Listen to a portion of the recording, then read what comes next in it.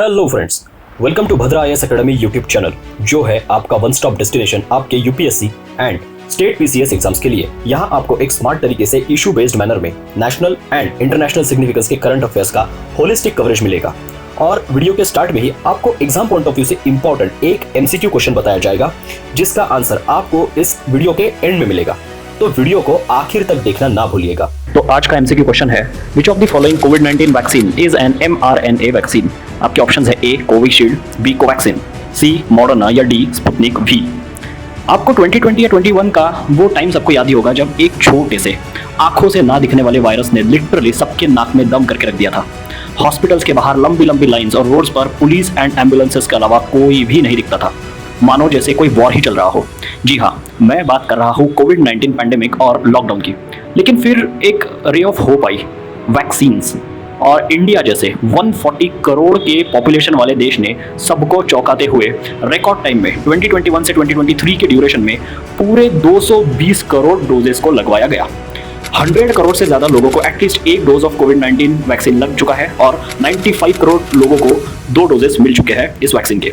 और अगर इंडिया की बात करें पर्टिकुलरली, तो इंडिया में 175 करोड़ डोजेस ये कोविशील्ड वैक्सीन के लगे हैं, जो कि एक ह्यूज नंबर है। और ऐसे में एक न्यूज़ आती है कि यूके में किसी हाई कोर्ट में एक केस चल रही थी, जहां पर एस्ट्राजेनेका नाम की जो कंपनी है उसने माना कि हाँ, हमारे वैक्सीन के साइड इफेक्ट्स है और जिसके कारण blood clotting and bleeding in the brain ये सिम्टम्स देखे जा सकते हैं। और क्या था, वाइल्ड फायर की तरह ये न्यूज़ फैल गई और इंडिया के साथ साथ पूरे यूरोप में लोगों की हार्ट बीट्स वैक्सीन की वजह से नहीं, इस न्यूज़ को सुनकर ही बढ़ गई। लेकिन देखिए, क्या सही में ये वैक्सीन लेने से करोड़ ऑफ इंडियंस को अब heart attack and brain stroke होने की रिस्क बहुत बढ़ चुकी है?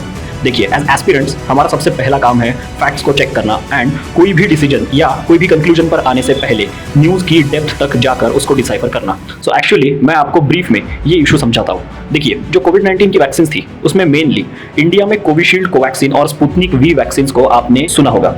कोविशील्ड जो थी वो वैसे तो ब्रिटिश वैक्सीन थी, बट उसका मैन्युफैक्चरिंग इंडिया में हुआ। कोवैक्सिन ये whole and soul Bharat biotech की मैन्युफैक्चर्ड इन इंडिया ऐसी वैक्सीन थी, और स्पुतनिक वी ये रशिया की वैक्सीन थी एक्चुअली। तो कोविशील्ड जो वैक्सीन है उसको ऑक्सफोर्ड यूनिवर्सिटी एंड एक स्वीडिश ब्रिटिश फार्मा कंपनी जिसका नाम है एस्ट्राजेनेका, इन्होंने डेवलप किया।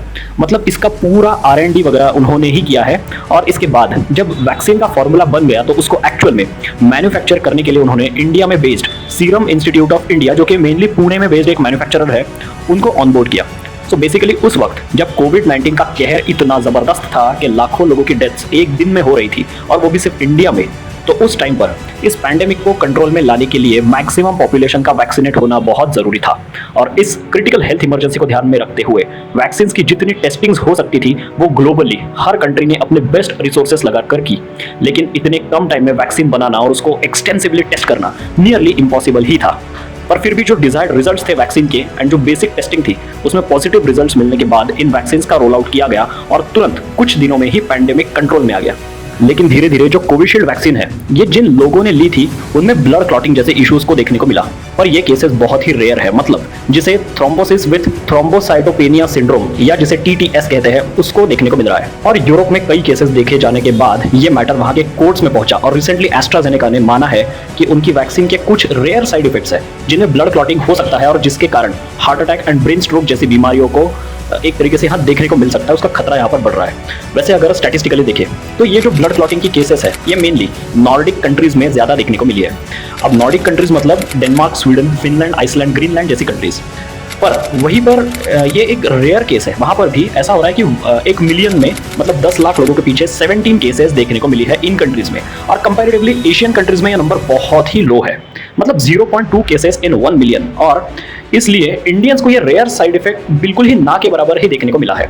और वो भी ये साइड इफेक्ट आपको वैक्सीन लगवाने के बाद नेक्स्ट कुछ वीक्स में ही देखने को मिला है, जबकि इंडिया में ऑलमोस्ट 2 साल हो चुके हैं वैक्सीन लगने के बाद, पर यहाँ पर कोई थ्रेट अब तक के दिखाई नहीं दिया है। और इसीलिए घबराने वाली यहाँ कोई बात नहीं है, क्योंकि जो बेनिफिट टू रिस्क का रेशो है इस वैक्सीन का वो ओवरऑल काफी हाई है।